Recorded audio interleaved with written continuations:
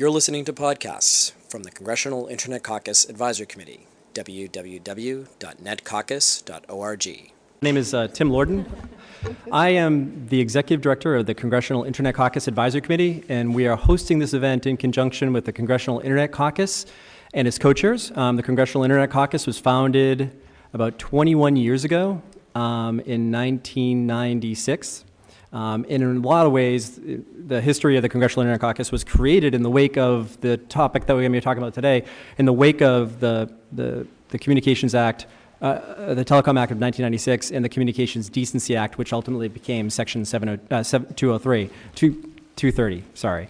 And so the co-chairs of the Congressional Internet Caucus on the House side here, the leaders are Congressman Bob Goodlatte and Congressman Anna Eshoo, and on the Senate side, Senator John Thune and Senator Patrick Leahy, and there are hundreds of members of the Congressional Internet Caucus, and it's as far as internet time, it's an ancient institution. It's been around since, for 21 years, which really predates most things except for Section 230.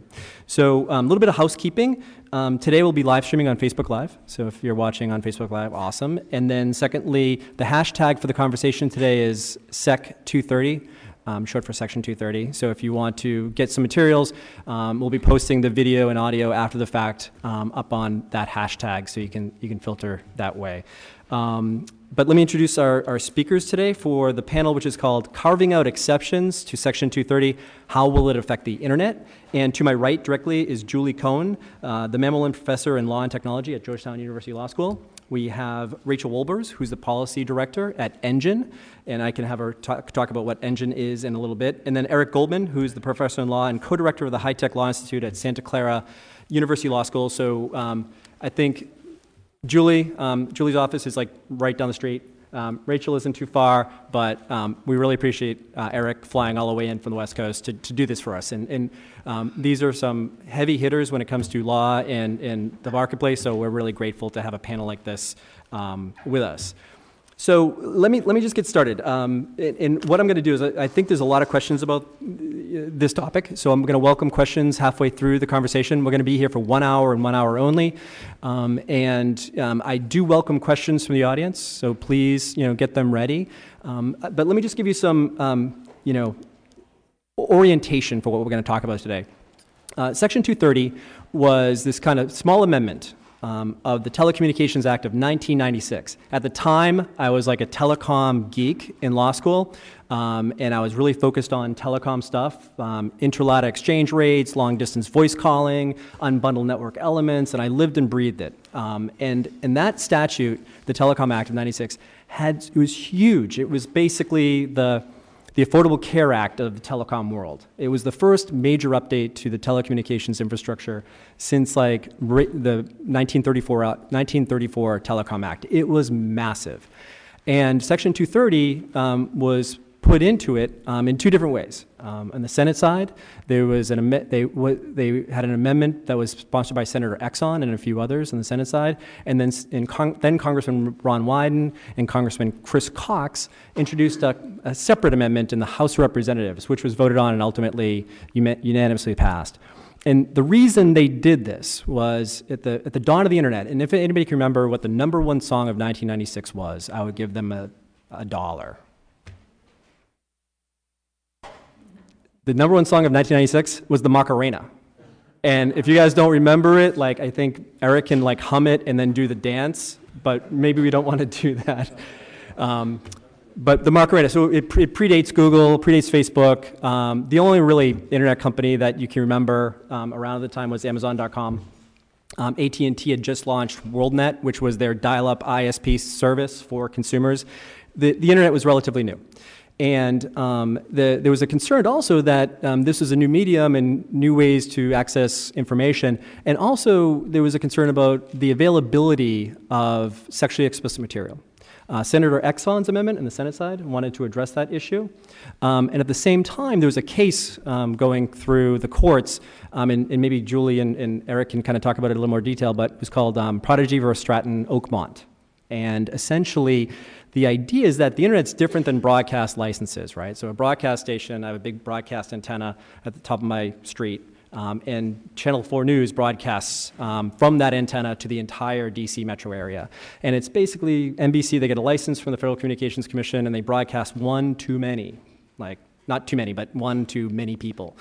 And the internet's different, where it goes two ways. People can be a publisher, but they can also consume information. And even at that point, there was a recognition that people are uploading tremendous amounts of information. And frankly, all the content on the internet was done by people at home and small businesses doing this stuff. So there was a recognition that it was a little different.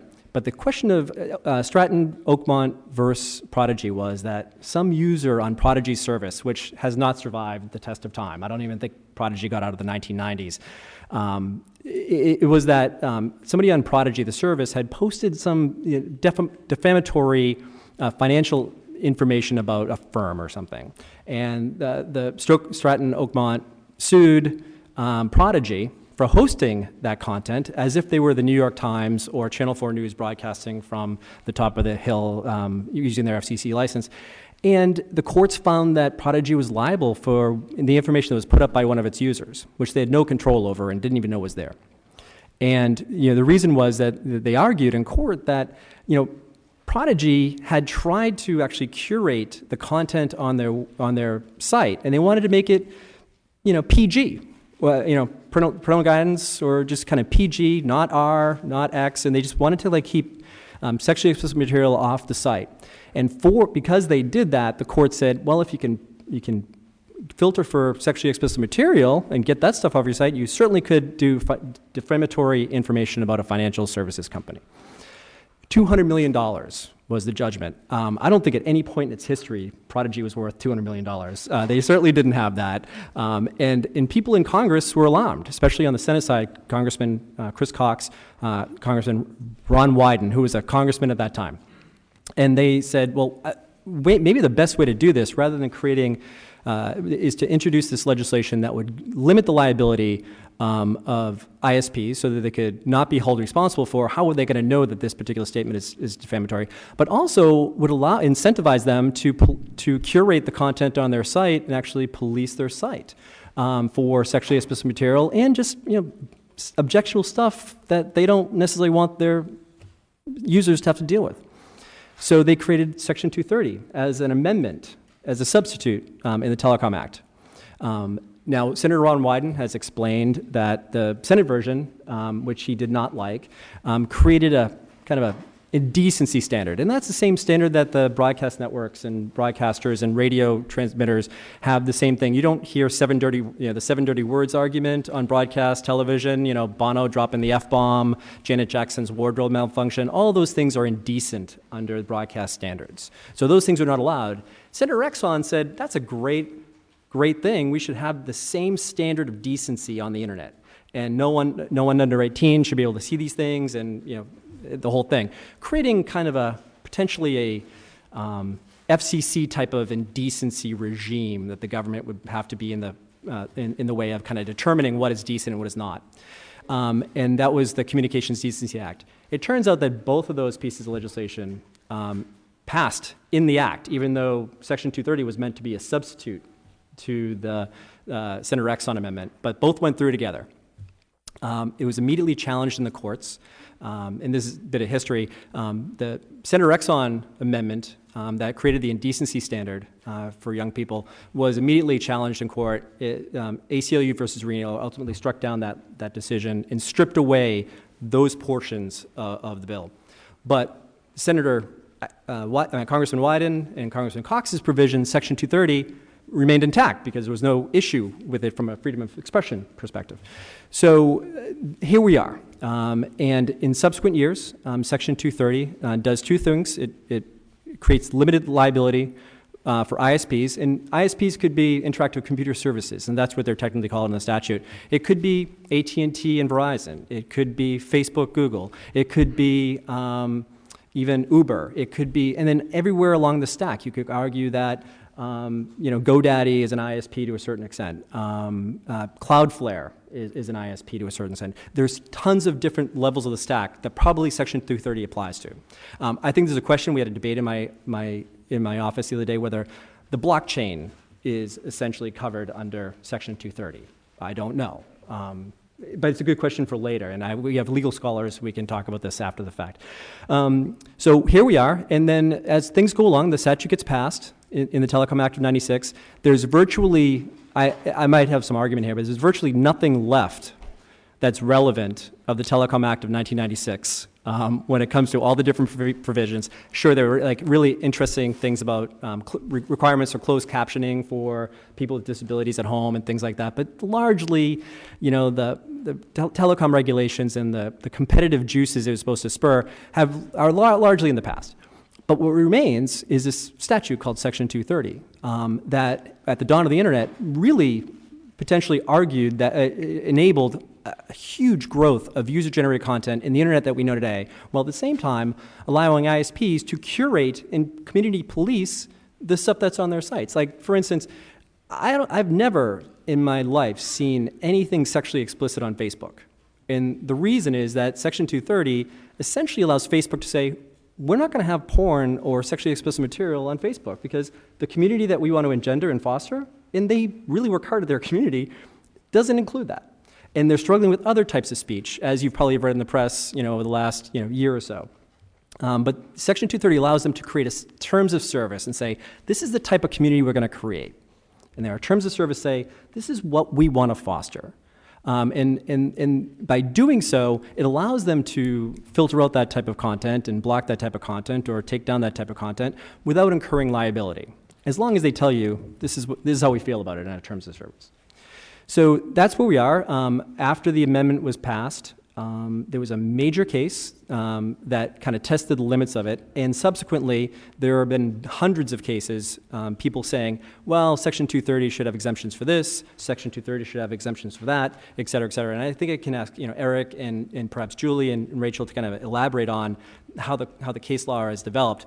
But just to frame the conversation, the reason we're here today is that after 21 years of Congress, passing this statute, what has its effect been? What are the exceptions that people have sought over the years to it? And are those exceptions good, and will they impact how the internet grows and how businesses are done on the internet and free expression on the internet? So that's essentially the scope of what I wanted to talk about today. That was a long-winded explanation. I apologize for taking so much time. But let me just also direct your attention to an interesting article by Professor Danielle Keats-Citron and Benjamin Wittes. Professor Citron is at University of Maryland Law School. Mr. Wittes is at the Brookings Institution, and they wrote this article called "The Internet Will Not Break: Denying Bad Samaritans Section 230 Immunity." And in the article, they argue several things that the internet is no longer new. You have some of these companies are billion-dollar companies. They're like the captains of industry, so to speak. And the internet doesn't need the coddled protection that Congressman Wyden and Congressman Cox wanted to give it while it was in the cradle. And that's one of their arguments. They also argue that Congress never meant to have limited liability for ISPs for any reason. Was only intended to be for Good Samaritans. So if you're acting in a Good Samaritan way, fine. But if you're not acting in a Good Samaritan way, you should not have this blanket liability. And when we talk about liability from what? I talked about financial defamation. There's a variety of things that Professor Citron and Mr. Wittes, talk about. And it basically the court, she argues that, revenge pornographers, college gossip sites shouldn't have this type of immunity. There's also the, legislation that's going through Congress right now on human trafficking should not have this type of immunity. But in the case law, and I can again ask, Professor Goldman and Professor Cohen to talk about it. People have asked for exceptions to 230 in the courts, state legislatures, and even up here, for everything from like housing ads to collectibles and forged autographs, concert tickets, bullying, housing listings, threats, harassment, extremist content, and so on. And on the last one, extremist content, we just did a panel up here about a month ago. I don't know if you came to it, but it was the question of how do you combat online extremism? And people online that, from a terrorist perspective, how do you, they're trying to foment that kind of lone wolf actor and kind of radicalize people through their postings on the internet. It's a really tricky problem. It is very difficult, and we had a panel on this, and I'll link to the video after this, but you have a huge issue that a lot of that speech is protected speech. Even though we do think that it leads to perhaps radicalization, how do you deal with that? The government, the United States government is in really a tricky position because it's hard for them to restrict this speech from a First Amendment perspective. It's really super challenging. So a lot of actors are working on that problem. And that I'd throw that into this basket of Section 230, where ISPs don't want that content on the internet, but are having trouble figuring out what is actually inciting to violence or what is actually just an imam talking about Islam. So that, I think Professor Cohen can talk more about that. But let me just ask you, Rachel, first of all.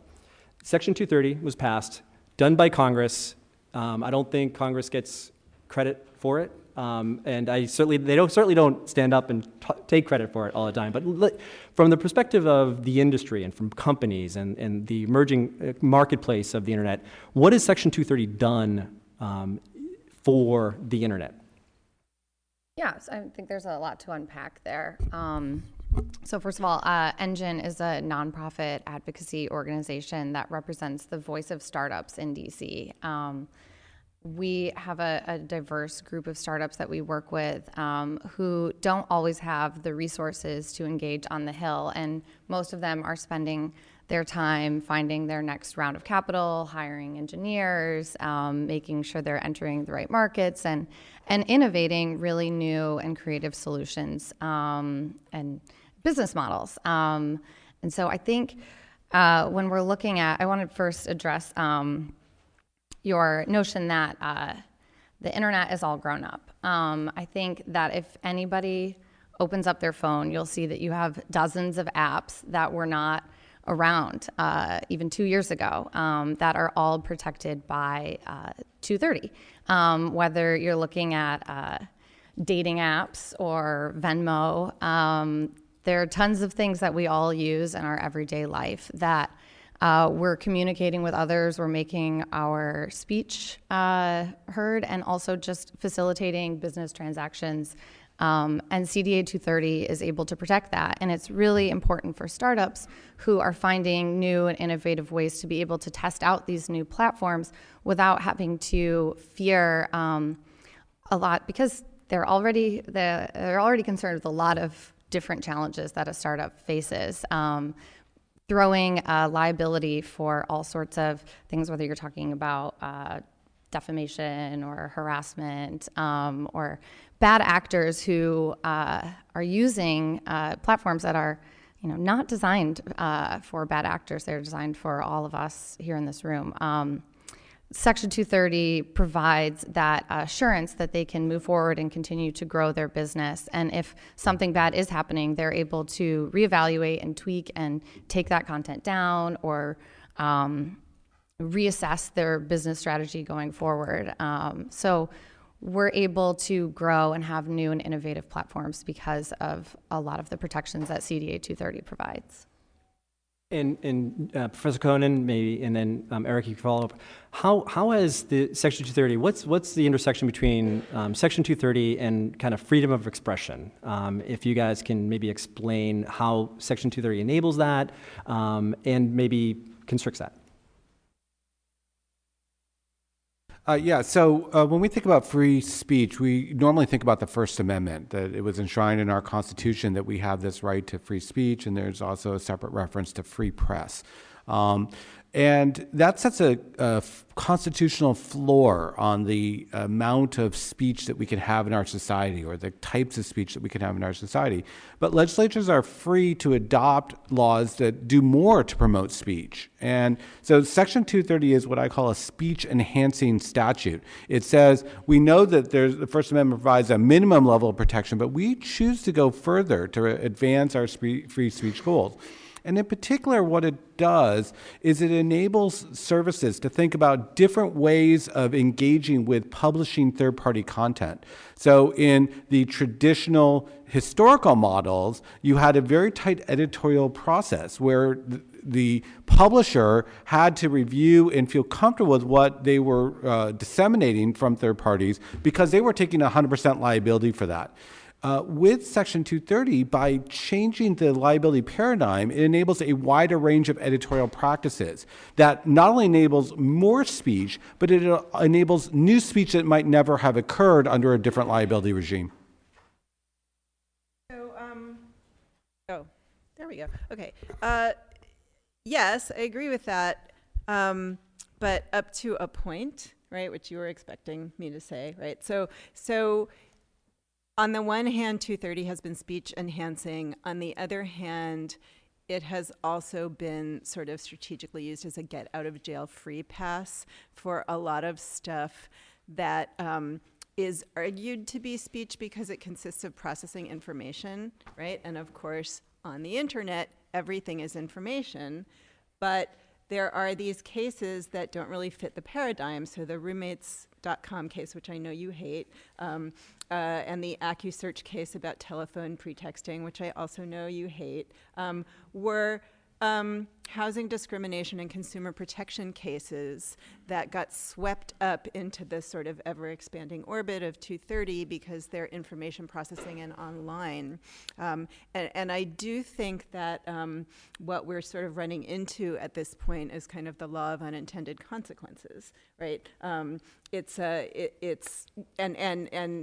I want to put one additional issue kind of on our plate in that regard. So when CDA 230 was proposed, and even today in the way it's talked about, there is this romantic notion of content provision, right? The internet consists of people providing the pipes, right, and people providing the content, and you can see those assumptions in the legislative history, and you can even see them in some of the things that have been said here. What was not on anybody's radar screen and what has not been said here yet is intermediation, right? In addition to serving content, the internet is an internet of platforms, and platforms use algorithms to intermediate what content is targeted to what viewers. So while I totally get that you may not have ever seen any sexually explicit content on Facebook, that's because they know you don't want to see it. I wasn't looking really hard, by the way. Right, and without saying anything about your predilections one way or the other, there's this sort of third sense of what goes on, on the internet and more specifically in the platform space that's not conduit, it's not content. In order to get those apps into the App Store, you go through a platform in the first place. And it just was not contemplated at the time that 230 was proposed and enacted that this would be working this way. And it really complicates how we need to talk about these kinds of content, I think. So are you suggesting that at the time that the Section 230 was created, which again was the time of the Macarena, it was an idea that there would just be a series of tubes or a series of pipes and then be content going through it? It'd be really difficult to see that. But the way you're arguing, the way the architecture is kind of drawn out is that you have a series of platforms at different levels of the stack, whether the major platform being the root way down here, all the way to like registrars and app stores and things like that. And so we have a different architecture than we originally had. Is that what you're saying? Yes, but also that bears on the statute in a way that actually almost comes close to making the statute incoherent. So there's a provision in the statute to sanction voluntary blocking and screening of offensive material, but algorithmic intermediation of access to material is a whole nother situation, because it's a question of making sure you don't get it, but the person who has the interest in maybe seeing a little of the terrorist content does get it. The person who's looking for the videos of the arguably underage or teenage girls gets that, and it's also completely automated and done by machine learning, so it's hard to point to an actor with knowledge at any given point, but it's happening, right? And it just was not, that's not the way the statute is drafted. Just can we go back to the Prodigy case for a moment, though, because I think this is a helpful illustration of where we are, and in fact, why I think we're exactly where Congress had hoped we would be. If you recall, the situation in Prodigy is that Prodigy was trying to create a family-friendly service. That was their basic premise. And in order to do that, they were likely to miss stuff. They were going to try, but they were never going to be perfect. And so if we had the traditional liability regimes, there was going to be two dominant outcomes in how people would handle the redissemination of third-party content. There would be the full-bore editorial control with pre-screening and vetting, or there would be something that said, I'm going to set up these dumb pipes, and I'm not going to think about them anywhere further. Prodigy was expressly trying to be somewhere in between that. They weren't trying to set up a full-bore editorial control process. They weren't trying to be dumb pipes. They were trying to do more editorial control to try to create the environment that they thought would best serve their customers. And so in some ways, I think that's exactly where we've gotten to, and that's a good outcome, that we want those intermediate steps between all editorial control and dumb pipes, that we actually get a better outcome because of the fact that people are trying to create and curate these environments. That's why Tim doesn't get the things that he doesn't want on Facebook. That is, I think, a net win for us. Did you want to, before we keep bashing at each other? Yeah, I think you raised a really good point about algorithms and the type of machine learning. But I think, the law has been in place for 21 years, and the type of algorithms and machine learning is just a few years old, really, and we're still growing and advancing. And so I would fear that creating exceptions and saying, oh, the computers can do it, particularly for startups, that's not really a possibility. You're a small company, you're not going to be able to purchase a tremendous amount of filtering or algorithmic technology that would screen and filter out a lot of the bad content that is not easily, the bad content that we're talking about generally requires more of a human component to it. And so having Section 230 there to provide that backstop for people who are getting their businesses off the ground and creating new algorithms and better technology is really important to ensure that we're getting to the next phase of the internet, which we're all seeing every single day, new, different developments. So, and that's right too, right? And note, I haven't actually said I think we should put X exception into Section 230. The only thing I've said so far is I think the whole thing, the premise of the way the entire section is structured has been undermined by unanticipated ways that the technology has developed. Okay, so you basically raised the question, okay, but even so, isn't it the case that anything we try to do would make the situation worse, especially for startups? And there's reason to think that that's right, but there's also reason to think it's wrong, okay? The reason to think it's right is that we seem unable to find yet the new paradigms, right? So these bills, that the reason we're here is, I assume, because of these bills. What did they do? The House bill that has two exceptions, I guess, and the Senate just has one. But they're using concepts like knowing conduct and reckless conduct. Those are really old school concepts that come to us from, the English common law, and they fit certain kinds of things. I happen to think they fit Backpage, right? I think, forgive me for interrupting. You're talking about the Senate bill and the House bill that would go after human sex trafficking and get at ISPs that might host that stuff. I think there's no question those people knew. And I don't see any reason to give them a get-out-of-jail-free card. Just none. And I think Citron and Wittes are right that it won't break the internet to do that. And if you want to talk about that, we can talk about that. But I'm trying to make a different point, which is we're playing in this little sandbox using these old English legal concepts of knowing and reckless conduct that don't in any way describe what an algorithm is doing when it targets content and what the digital advertising piece of that is doing when it targets content. We don't actually have that grammar yet. We don't actually know how to do that yet. You're all looking at me like, great, right? So what are we supposed to do about it? But it's kind of the regulatory project of, I think, the next half century to figure out what that would be, because the things in this bill, which clearly are designed in sort of the time-tested way that Congress has to respond to the scandal du jour, right, may respond to it, but don't at all speak to what I'm talking about. And so you raise a legitimate concern. I still think there's reason to be optimistic about coming to that new grammar about how to talk about algorithms and targeting. Yeah. I have to say, I find the, oh, you know, woe is us, we'll all be liable for sex trafficking argument a little bit disingenuous, because I think it's reasonably obvious, you know, which sites are engaging in that behavior and which aren't. So I would be very surprised if, you know, if your membership at all had that problem. Right? So you were talking about as far as what knowledge standard do robots and algorithms have, right? So you call it the robot mens rea project, right? What's the knowledge? What knowledge? I mean, that's an oxymoron, but okay. Yeah, like it. is it? We can talk about that. We can talk about AI and robots some other time.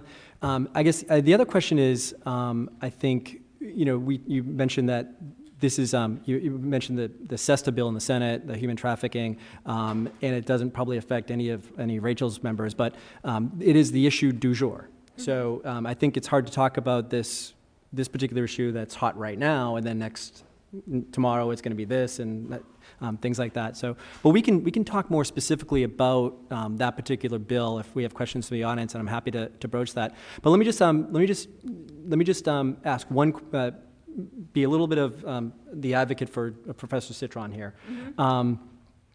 You know, she argues with Ben Wittes that when the statute was created and how it was interpreted in the courts, really way expanded the scope of what the legislation was. It was essentially to protect good Samaritans and not necessarily just give limited liability for anybody at all. What would you respond to that? So Section 230 has two primary operative provisions. There's Section 230C1 and Section 230C2. Section 230C1 says, to summarize quite briefly, online services aren't liable for third-party content. And Section 230C2 says, to summarize quite briefly, online services aren't liable for their filtering decisions. And so the fact that there are two operative provisions in the statute actually is a pretty good clue that there were two different problems that they were trying to solve. That they were concerned about the idea that if someone tried to filter out content and they missed something, they wouldn't be liable for that. But they were separately and independently trying to say that if it is third-party content, that's not going to be the responsibility of the editor, the publisher of that third-party content, to make to undertake that liability. So I think that in the context of the battles over children's access to sexual content online, there was a lot of concern about how there would be self-policing or self-regulatory mechanisms. And so that definitely, you can't ignore that backdrop when you think about the bill. But the way the bill was drafted, I think, makes it entirely clear there were two separate concerns, and Congress addressed them in parallel with each other. Do you agree with that? I do, but I think that we are talking now about, oh, I'm so sorry. It's okay. I forgot to turn on my mic. I agree with that, and I think that neither of those sections quite describes where we are now, right? We've gone again from, you know, from blocking and screening, thou shalt not access offensive material because we have a decision, we Prodigy or we Facebook, about what we want people to see. We've gone from that to targeting. Let's help, you know, white supremacist nationalists find each other better. And I don't think that was anybody's intent. Okay, I think it's the law of unintended consequences, but you build the machine to help people find each other better, and the digital advertising piece that creates economic incentives and rewards to do that, and this is what you get, right? That's how it works. It was not anybody's intent. That's not blocking and screening. It's a horse of a different color. Okay. Let me ask Rachel before I get to that. There's a question up here, and I'm going to go to questions in the audience. Rachel, as far as, like, you know, Julie's point about algorithmic filtering and having the ability to automatically strip out this content and curate. From the startups perspective, Engine represents startups essentially. How many do they have the ability to create these artificial intelligent algorithms as kind of part of their business? And how many employees do these people have? Like how easy is this stuff to do? Yeah, I have two examples. I wanted to just respond to Julia really quickly in that, the algorithms might make it easier for white supremacists to find each other, but it also makes your life easier when you want to find a restaurant that you really like. There are bad actors out there, and there are always going to be bad actors, but I think on the whole, the internet has generally improved all of our lives and efficiency. Two startup examples I wanted to talk about. One quickly that you haven't heard of and one that you definitely have. One startup that I work with a lot is from my hometown of Grand Rapids, Michigan. They're called Varsity News Network.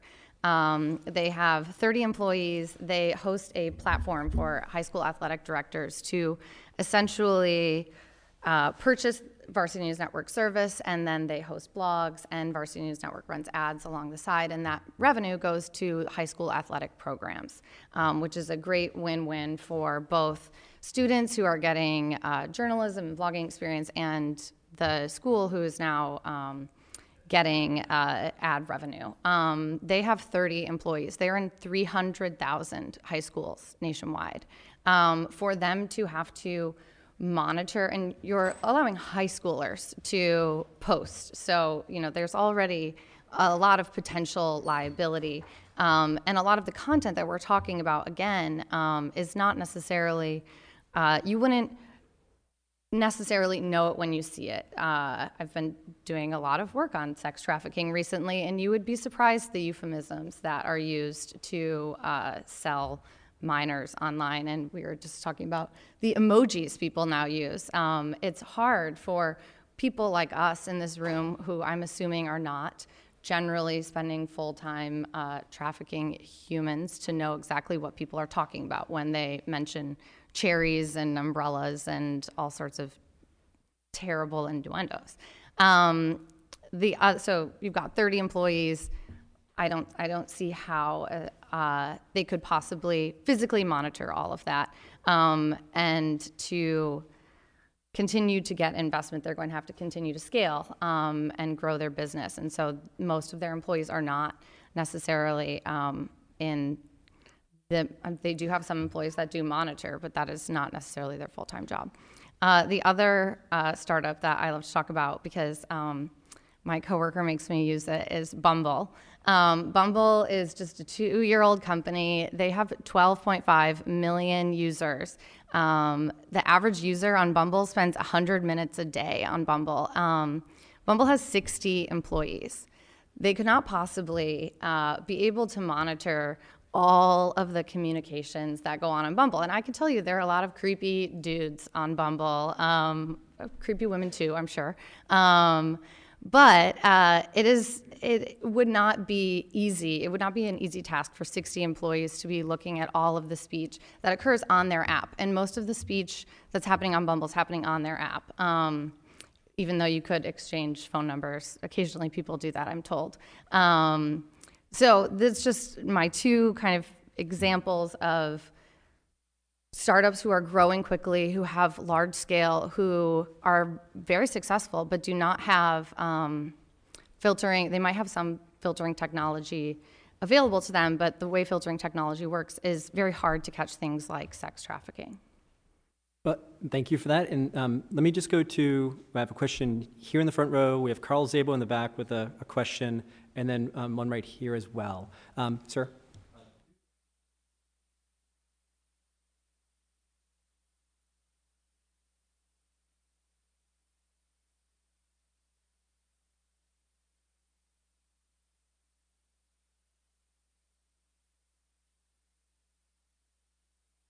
So if you can repeat the question as you understand it. so we can hear it on Facebook? Tell me if I got it correctly. When we're trying to assess the complicity of an online service for third-party content or actions, should we leave that to the service provider to decide, or is that something Congress should dictate? And you also mentioned the self-regulatory body. Did you have an example of what that might be?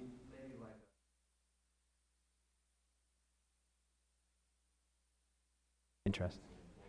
Okay, so the DAA and the NII are advertising network trade associations, but you could also talk about the Global Network Initiative or other type of NGOs that create kind of guidelines and things like that.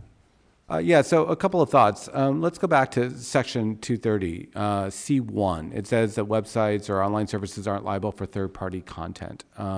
There are 3 exceptions to that statute. First, there's an exception for intellectual property claims. And Congress, of course, has enacted intellectual property claims that are governed by that exception. Second is that there's an exception for the Electronic Communications Privacy Act, which is the wiretapping statute, and state law equivalents. Again, Congress has provided some guidance on that. Then the third exception, and the one that's relevant to things like the discussions about sex trafficking, is that there's an exception for federal criminal law prosecutions. And that exception covers all federal crimes, that any prosecution under those federal crimes is already excluded from this general statement that online services aren't liable for third-party content. So from my standpoint, I think that we've answered that question in large part. Congress already defines the standards and conduct of online services by the parameters it's set through federal criminal law. We have a whole body of law that is incorporated in toto into the behavior of the online services that otherwise enjoy this Section 230C1 immunity. Beyond that, I'll just throw out a general observation. I apologize for being so general about it, which is that for Congress to dictate standards of editorial practices about how sites should handle editorial content it's troublesome. There's first a First Amendment overlay, but more likely, as we see new technology develop, as we're seeing different ways for technology to improve and enhance the way that we talk to each other, it's very hard for Congress to anticipate where that's going and to custom craft a proper standard for that. I apologize for being so general at that level. We could talk more specifics in specific categories. And I welcome a comment from Professor Cohn. You mentioned 2 privacy advertising trade associations that do self-regulation, which Professor Cohn knows a lot about. Is this an area where maybe self-regulatory associations and agencies could fill the void?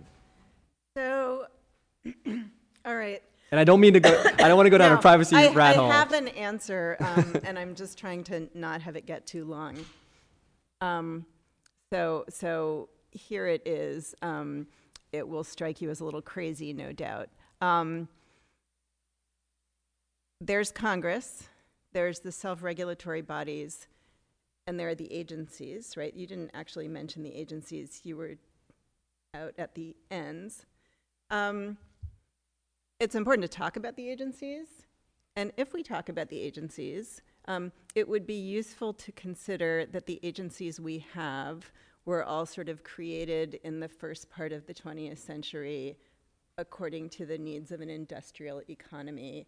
And part of what the problem is here, I think, at a pretty high up abstract level, is we have these online entities whose activities are spilling over potentially into the FCC, the FTC, the antitrust division of DOJ, the FDA, right, a million other places, the NTIA. And in my perfect world, we need an administrative state that is optimized for the information economy that we are starting to have.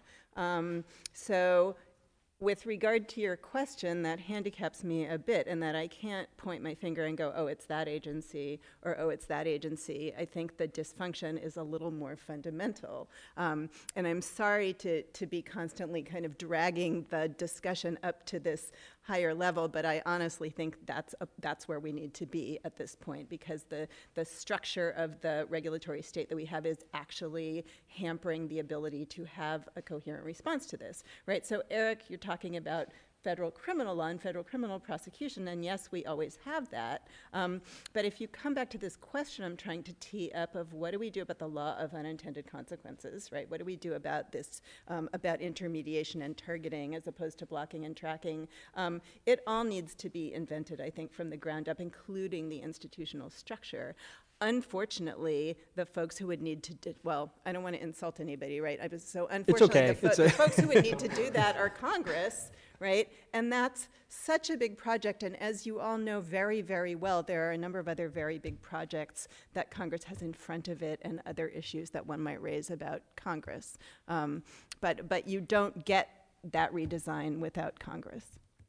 And if you could identify yourself and who you're with and before your question.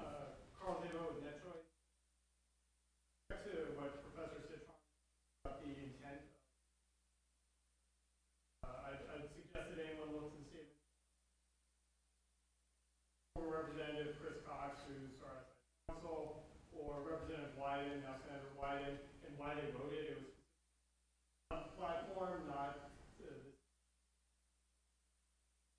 But only question to you.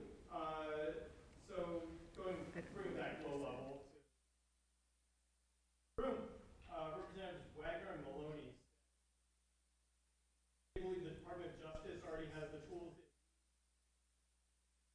Action against Backpage, talk to that liability component. Second thing is, can you talk about what the internet would say if all strategy decision and Right. So let's start with the first question. As I mentioned, federal criminal prosecutions are categorically excluded from Section 230. So there's no restriction in Section 230 on the DOJ's decision to prosecute. So they have a specifically tailored law that was targeting Backpage called the SAVE Act that was passed in 2015 by Congress that was designed to regulate online prostitution the publication of online prostitution advertising. They also then have a wide range of other federal crimes that they could use. And I'm not an expert in all the different areas of crimes, but if you look at some of the other analogous things, there's things like money laundering that would be an example of something, or the wire fraud that would be associated with it. Those are the kinds of crimes that would typically pick up some behavior like this, that issue in Backpage.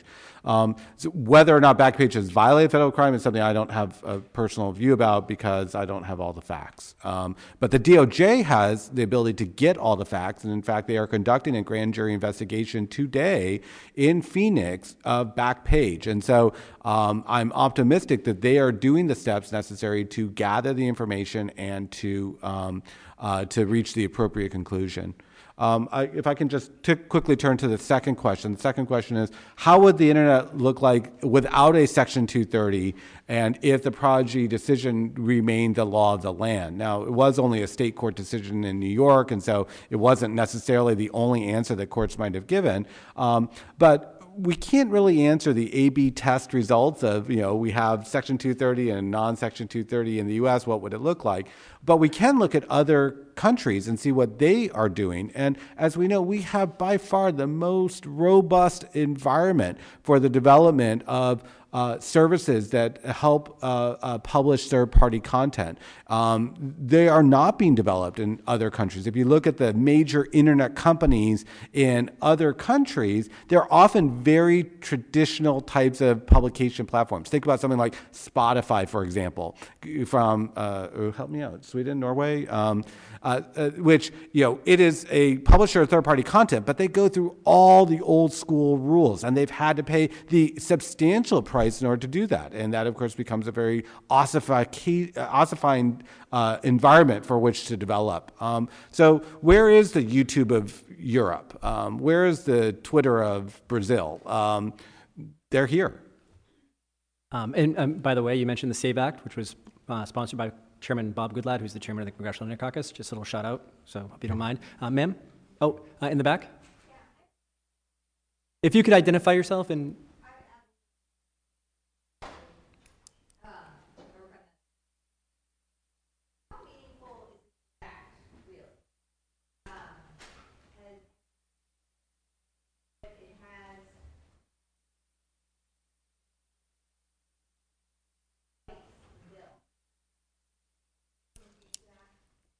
If I can, I will take the advantage. I'm not aware of any prosecutions of the SAVE Act. Backpage did a preemptive challenge of the SAVE Act, and the court rejected the challenge on procedural grounds. And along the way, it said something pretty interesting. It said that the publication of online prostitution advertising was categorically outside the First Amendment.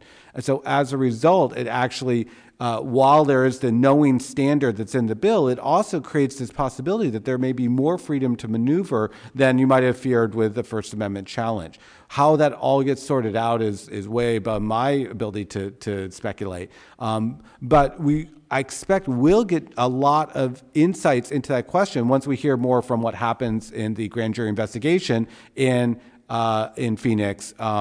I cannot tell you if the SAVE Act is part of that investigation. I can only speculate. I'm sorry, grand jury investigations are secret, so we don't know. It's a black box to all of us. It would be surprising to me if the SAVE Act was not part of that investigation. Any other questions? Sir?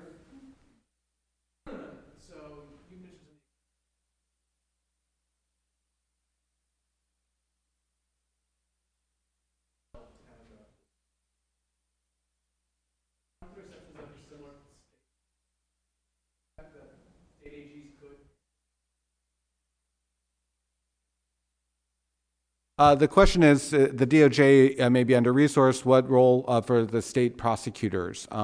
And Section 230 does preempt state criminal prosecution. So it only excludes federal criminal prosecutions.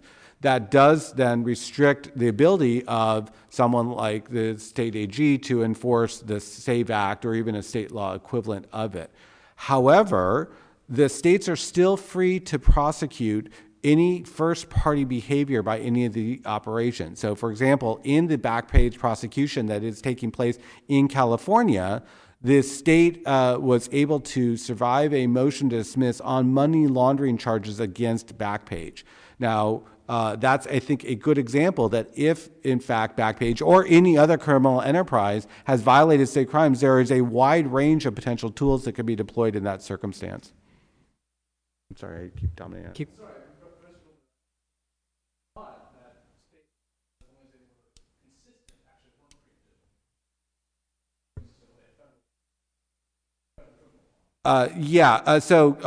Section 230 has some funky language there that says that state laws are not inconsistent with this section or not preempted. But the way that it has been interpreted is that they had to be consistent with Section 230.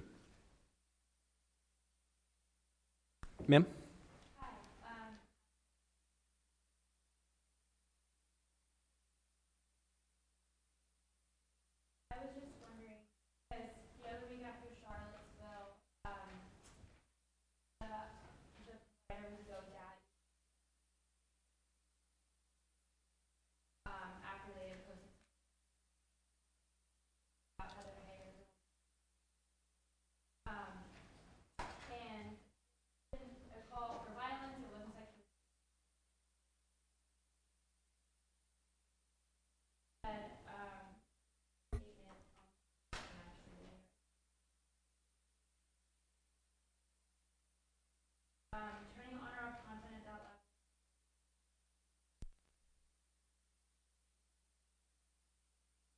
And if you could kind of re-articulate the question, and she's talking about in the aftermath of Charlottesville, the Daily Stormer site was taken offline by GoDaddy, which is a registrar that assigns the domain name, so which points to where what server the content is hosted on. So there are all different levels of the stack, and GoDaddy is just one of them.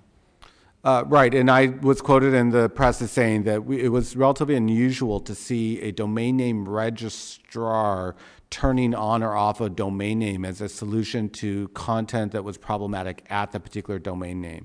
And the reason why is because the domain name registrars, all they do is make a match in the database between the domain name and a set of IP addresses identified by the domain name registrant. So when their only remedy is to break that linkage and to basically turn off the domain name and make it not resolvable. They can't excise any individual item of content, and they can't excise any subcategories that the website is operating. They can only turn off the website in total. So we get a little nervous when we see that remedy exercise because it's such a blunt instrument. Let me make it clear, however, that Section 230 protect that decision by GoDaddy. It enabled them to make that choice. And so without that Section 230's protection, it is probable that GoDaddy, even if it objected to the to Nazi content on its service, would have been paralyzed from actually being able to take any action. So just 2 quick points about that. Number 1, we take domains away from people all the time when we think they infringe trademarks. And number 2, they could have used their terms of service to get to the same result. So I don't think either of those points is right.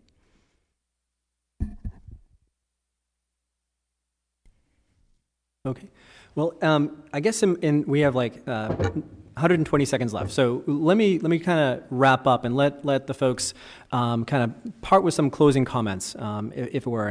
But let me just say that the Congressional Internet Caucus Advisory Committee was created 21 years ago to be really a neutral forum to debate and discuss really important internet issues that Congress needed to better understand. We have this kind of rule of journalistic neutrality. We try not to stack the deck in one way or the other. I would say I have to be on the record is when it comes to Section 230, the organization was created in the aftermath of that, and frankly, as an institution, we're kind of on record as being very much in favor of Section 230. So I just wanted to be very clear about that. We actually hosted an anniversary event in the 15th anniversary 6 years ago, and we titled it Section 230: The Legislation That Saved the Internet. So we're kind of on record as being very, very, but it was created, the statute was created before my organization was created. So just so they know, but generally all of our events are really where I'm totally neutral on net neutrality, on copyright issues, on patent litigation.